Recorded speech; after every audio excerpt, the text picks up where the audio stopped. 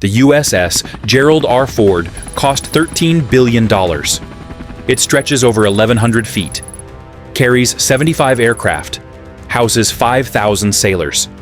2 nuclear reactors pump enough power through its veins to light up a city of 100,000 people.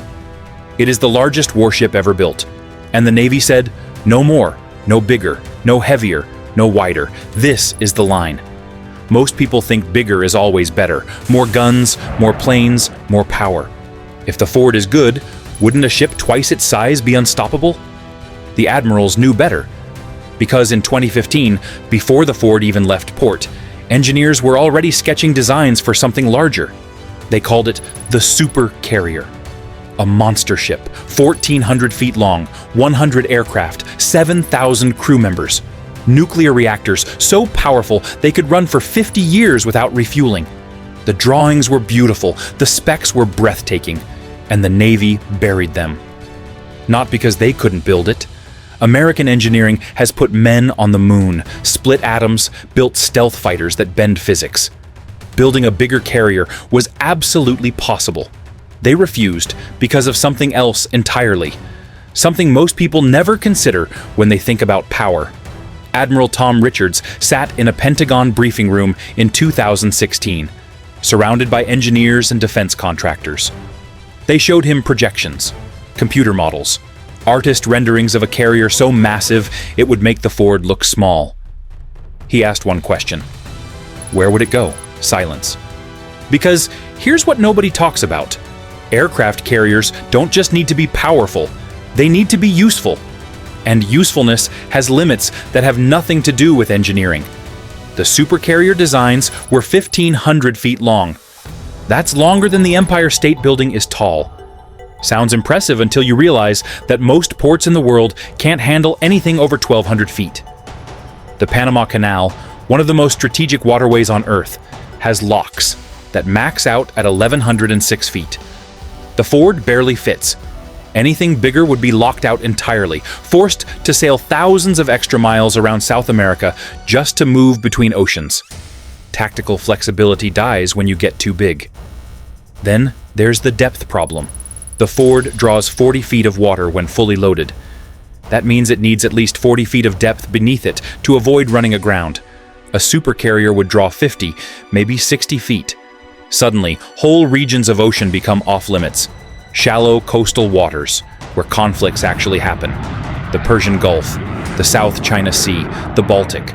All too shallow for a ship that size. You can't project power where you can't sail. Admiral Richards knew this, the engineers knew this. But there was something even more fundamental. In naval warfare, there's an old saying, don't put all your eggs in one basket. One Ford-class carrier represents $13 billion and 5,000 lives. Losing it would be catastrophic. But it's one ship among 11 in the fleet.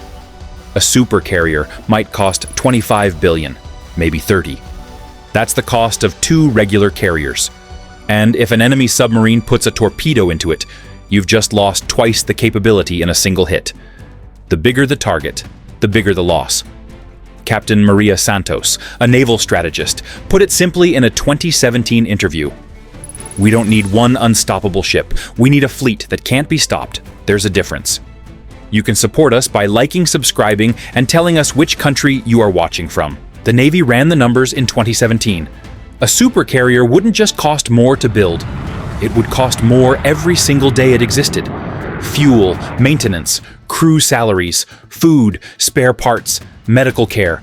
Everything scales up, and not in a straight line. It scales exponentially. The Ford requires a crew of 4,500 sailors. A supercarrier would need 7,000, maybe 8,000. That's an extra 3,000 salaries every month. 3,000 people to train, house, feed, and provide medical care for. 3,000 families depending on that paycheck. 3,000 lives you're responsible for. The food alone becomes a logistics nightmare. The Ford stores enough provisions for 70 days at sea. That's nearly 1 million meals. Now multiply that by the crew increase. You need bigger kitchens, more storage, more cooks, more refrigeration. Every system grows. And every system has a breaking point. Commander James Coe spent 15 years in carrier operations. He was asked in 2018 to review the supercarrier proposals. His report killed the project dead. We calculated that operating a supercarrier would cost $70 million more per year than a Ford class. That's not including construction. That's just keeping it running. $70 million every single year for one ship. Over a 30-year service life, that's over $2 billion in extra operating costs. Add that to the construction price, and suddenly you're looking at a ship that costs more than most countries' entire defense budgets. The Navy asked a simple question: what else could we do with that money? The answer changed everything. For the cost of one supercarrier, you could build 2 Ford-class carriers. Not quite as massive individually, but twice the presence, twice the flexibility, twice the coverage. 2 carriers can be in 2 oceans at once. A supercarrier can only be in one place at one time. That's not just math, that's strategy. And then there's the human cost that nobody wants to talk about. Petty Officer Sarah Mitchell served on the USS Abraham Lincoln, a Nimitz-class carrier smaller than the Ford. She describes what it's like living on a floating city at sea for 9 months. You're in tight spaces, sharing bunks, sharing bathrooms. The noise never stops. The motion never stops. You can't escape. Some people break. You see it in their eyes after month 6. They just hollow out. Now imagine adding 3,000 more people to that environment. The psychological stress compounds. The isolation intensifies. Mental health resources would need to triple. Suicide prevention programs would need to expand. The medical staff would need to grow just to handle the emotional burden of keeping 8,000 people sane in a steel box floating in the middle of nowhere. The Navy learned something after decades of carrier operations. Bigger isn't always stronger. Sometimes bigger is just more fragile. In 2019, the USS Gerald R. Ford suffered a series of mechanical failures. The new electromagnetic catapult system broke down repeatedly. The advanced arresting gear malfunctioned. Elevators that move aircraft from the hangar bay to the flight deck got stuck. These weren't design flaws. They were growing pains, new technology on an unprecedented scale. Engineers worked around the clock for months, fixing systems that had never been tested under real operational stress. Now, imagine those same problems on a ship twice the size. Twice the catapults means twice the potential failures. Twice the elevators means twice the maintenance. Twice the reactors means twice the nuclear safety protocols. Captain David Chen, a nuclear engineer who worked on carrier power systems, explained it simply. Every system you add creates 10 new points of failure. You think you're adding redundancy, but you're actually adding vulnerability. The Ford is already at the edge of what we can reliably maintain. Going bigger would push us past that edge. And there's one more problem nobody considered until it was almost too late. Pier space. Sounds simple, sounds stupid even, but it's real. Aircraft carriers dock at massive naval stations: Norfolk in Virginia, San Diego in California, Pearl Harbor in Hawaii. These ports have piers specifically built to handle carriers. The Ford barely fits at Norfolk. It required pier modifications that cost $200 million just to accommodate its size. A supercarrier would need entirely new piers, new cranes, new support infrastructure. The cost estimate came back, $4 billion across 3 naval stations just to create the facilities needed to service a supercarrier.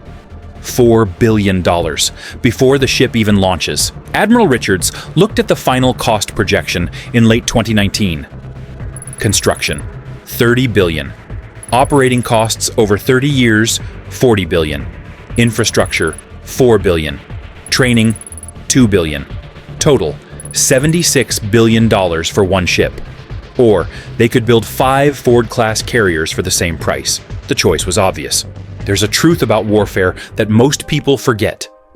The enemy adapts. In 2020, Chinese military officials published a document. It was called Assassin's Mace. The concept was simple. Find America's greatest strength and turn it into a weakness. Aircraft carriers were at the top of the list. Because here's what happened while America was building bigger and better carriers. China was building something different: missiles. Specifically, the DF-21D. NATO called it the carrier killer.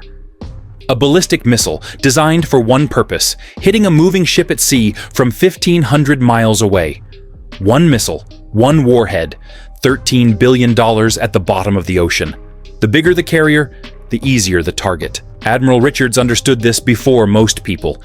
He'd spent years studying anti-access, area denial strategies, the technical term for what China and Russia were developing. Systems designed to keep American carriers away from their coasts. The supercarrier designs made him nervous for a reason nobody wanted to say out loud. A bigger ship is a bigger target, and modern weapons don't care how impressive you look. Lieutenant Commander Alex Rivera worked in threat assessment at the Pentagon. His job was to game out worst-case scenarios. In 2018, he ran a simulation: one supercarrier versus a coordinated missile attack. The results were classified, but people who saw the report said it was ugly. "You can have the most advanced defenses in the world," Rivera said in a leaked interview. "But if someone fires 30 missiles at you simultaneously from different directions, the math gets bad fast. Maybe you stop 25, maybe 28. But that 29th one, that's all it takes." The Navy realized something crucial. Survivability isn't about being invincible. It's about not being worth the cost of the attack. Hitting a Ford-class carrier is hard. It requires satellite tracking, real-time targeting data, and weapons that can adapt to defensive countermeasures. It's expensive. It's risky. It might take 50 missiles to guarantee a kill, but it's still cheaper than $13 billion. Now, imagine a supercarrier worth $30 billion. Suddenly, throwing 100 missiles at it makes economic sense. You're trading $10 million in missiles for $30 billion in warship. That's not warfare. That's basic math. And China was doing the math. In 2021, satellite photos showed China building mock-ups of American carriers in the Gobi Desert. Full-scale models. They weren't for show. They were target practice. The Chinese military was training to kill carriers, testing missiles, refining tactics, and they were getting good at it. Admiral Kate Morrison looked at those photos in a secure briefing room and asked the question everyone was thinking: what happens when our greatest strength becomes our greatest liability? The answer was already emerging. It was called distributed operations. Instead of one massive carrier dominating a region, spread the capability across multiple smaller platforms. More ships means more targets. More targets means the enemy has to split their focus, split their missiles, split their resources. You survive not by being impenetrable, but by being too expensive to kill efficiently. Captain Torres, who commanded the USS Carl Vinson, explained it to his crew during a deployment in 2022. "We're not trying to be a fortress. Fortresses can be surrounded and sieged. We're trying to be everywhere and nowhere. Fast enough to strike, smart enough to evade, and never predictable enough to target." This is why the supercarrier died. Because modern warfare isn't about standing your ground and taking hits. It's about moving faster than your enemy can track, hitting harder than they can defend, and surviving by being impossible to pin down. A supercarrier is the opposite of all that. It's slow, it's obvious. It's exactly where the enemy wants it to be, in one place, presenting one massive target. There's another threat that kept admirals awake at night: submarines, silent, invisible, patient. In 2019, a Swedish submarine penetrated a carrier strike group's defenses during a NATO exercise. It got close enough to simulate a torpedo strike on the carrier before surfacing and declaring victory. The submarine cost $400 million to build. The carrier was worth billions, and the sub got through. Defense analysts ran the numbers. How many submarines would China need to effectively threaten carrier operations in the Pacific? The answer? Fewer than they already had. Building a bigger carrier doesn't help when the threat is underwater. It just makes the explosion bigger when the torpedo hits. In 2022, the Navy made its decision official: no supercarrier, ever. Instead, they announced the future fleet architecture: smaller, faster, more numerous. Aircraft carriers would remain, but they'd be supported by a network of unmanned surface vessels, smaller amphibious assault ships carrying F-35s, and submarines carrying cruise missiles. Distributed lethality. That was the phrase they used. Not one unstoppable ship. A fleet that couldn't be stopped because there was no single point of failure. The ability to be everywhere that matters, whenever it matters, with enough force to change outcomes, but not so much force that moving becomes impossible. That's what the Navy learned. That's what the supercarrier taught them by never existing. Sometimes, the greatest strength is the strength you choose not to use. The weapon you decide not to build. The line you draw and say, this far and no further. Not because you can't go further, because you know better. The USS Gerald R. Ford sails today, the largest warship ever built. And it will remain that way. Not because American engineering hit its limit, but because American wisdom found its balance. In a world that always demands more, that restraint is revolutionary, and it just might be the thing that keeps those carriers sailing for the next 50 years. Not the biggest, but big enough, and wise enough to know the difference.